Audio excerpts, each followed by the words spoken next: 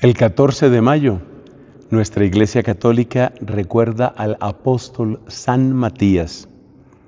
Como lo cuentan las lecturas de hoy, la primera en particular, Matías fue aquel hombre que los apóstoles, guiados por el Espíritu Santo, escogieron para que reemplazara a Judas Iscariote. Lamentablemente, Judas Iscariote no tomó el camino del arrepentimiento, sino tomó el camino de la desesperación. Y pues lo que nos dice la Escritura es absolutamente lamentable, él se quitó la vida.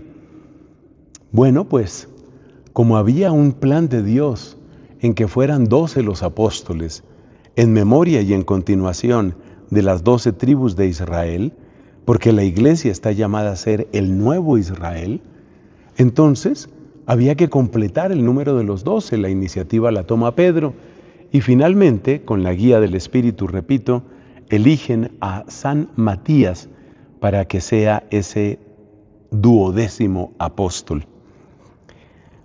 Esta elección, en la cual está la mano de Dios, nos hace pensar sobre lo que significa la integridad de la iglesia, la integridad del nuevo pueblo de Dios, del nuevo Israel, como ya he dicho. Porque muchas veces podemos pensar que los pecados, las incoherencias, las fallas a veces gravísimas de algunos hombres de iglesia, también mujeres, pues dejan como un daño irreparable dentro del cuerpo de Cristo.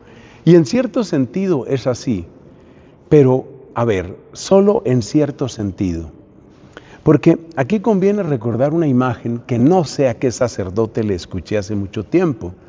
Él hablaba del río de la gracia. Decía que la gracia de Dios era como un río. Una imagen que es muy bella y que se apoya en el capítulo 40 del profeta Ezequiel y que se apoya también en el capítulo número 20 de San Juan, del Evangelio de Juan, cuando se dice que del costado de Cristo brotó un río, brotó sangre y brotó agua. Entonces este padre hablaba del río de la gracia, hablaba de cómo hay una abundancia de amor de Dios. Y entonces a los que estábamos escuchando, el padre nos explicaba cómo obran los ríos, cómo obra un río cuando encuentra un obstáculo. Y me parece que es una imagen muy bien lograda, ¿no? ¿Cómo obra un río cuando encuentra un obstáculo? Claro, uno podría pensar en un obstáculo gigantesco como puede ser una gran represa. Sí, eso, tú puedes pensar en eso. O puedes pensar en un obstáculo tan grande como puede ser, por ejemplo, una barrera natural que llega a crear todo un pozo o un lago inmenso. Eso también puede suceder. Pero pensemos en obstáculos que no son tan grandes. Y después voy a explicar por qué esta comparación sigue siendo válida.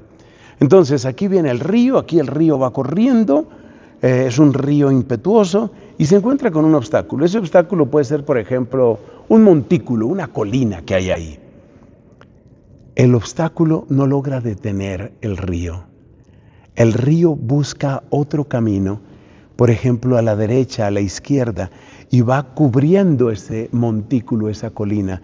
Y muchas veces sucede que con la fuerza del agua va desgastando ese montículo, lo va desgastando, y finalmente se acaba el obstáculo y el río sigue impetuoso su curso.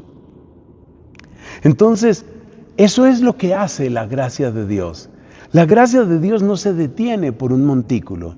La gracia de Dios no se detiene por un obstáculo. Primero lo rodea y llega de otro modo, pero después lo va desgastando hasta que lo derriba, hasta que lo vence. Nosotros pertenecemos al equipo vencedor. Grábate eso bien en tu cabeza y en tu corazón. Tú y yo pertenecemos al equipo vencedor. Y eso significa que si nosotros estamos de parte del río de la gracia, el río de la gracia no se va a detener, escúchame bien, el río de la gracia no se va a detener por un obstáculo. Y ese obstáculo es el pecado de aquel sacerdote, la incoherencia de este obispo, el cisma en el que están cayendo tales o cuales grupos. No, la gracia no se va a detener por eso. Primero rodea el obstáculo y logra llegar por otros caminos, pero además lo va desgastando y lo va desgastando hasta que finalmente lo derriba y lo vence. Me parece que es una imagen muy bien lograda. Entonces, cuando nosotros vemos las incoherencias dentro de la iglesia, como fue una incoherencia terrible, haber sido llamado y haber traicionado lo que hizo Judas Iscariote, pues no tenemos que desesperarnos, tenemos que saber que el río de la gracia es más potente. Tenemos que saber que sí puede vencer y que de hecho vence. Tenemos que estar seguros de esa victoria, que es la victoria del amor de Dios. Dios no se va a rendir tan fácilmente. El que nos lo ha dado todo en Jesucristo no se rinde fácilmente. Y aquí vale la pena conectar un poco con lo que nos ofrece la primera lectura. La primera lectura es la promesa que Pablo le hace a aquel carcelero, ¿no? Cree y te salvarás tú y tu familia. Y yo sé que tú miras tu familia, o que tal vez miras tu pasado, o tal vez miras tu salud, o tal vez miras tu mala formación que has tenido en la fe, y todo eso te parecen montañas muy grandes. Pero aquí es donde tengo que volver a la imagen del agua, el agua abundante. Para el agua que corre en esta tierra, para esa cantidad de agua que corre en esta tierra, es posible construir una represa. Pero ¿qué represa podrá contener el río infinito del amor divino? ¿Quién podrá detener ese río infinito? Por eso no hay represa, no hay obstáculo que pueda vencer al río de la gracia. Nuestra confianza en Dios, nuestra confianza en su victoria. Él es el que vence.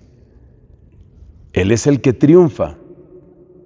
Él es el que se impone. Mira el Evangelio de hoy y ten la plena confianza de dónde está la victoria. Ese espíritu que no se rinde, porque ese espíritu proviene de un amor que no se rindió, el amor victorioso de Dios. La gloria para Él. Amén.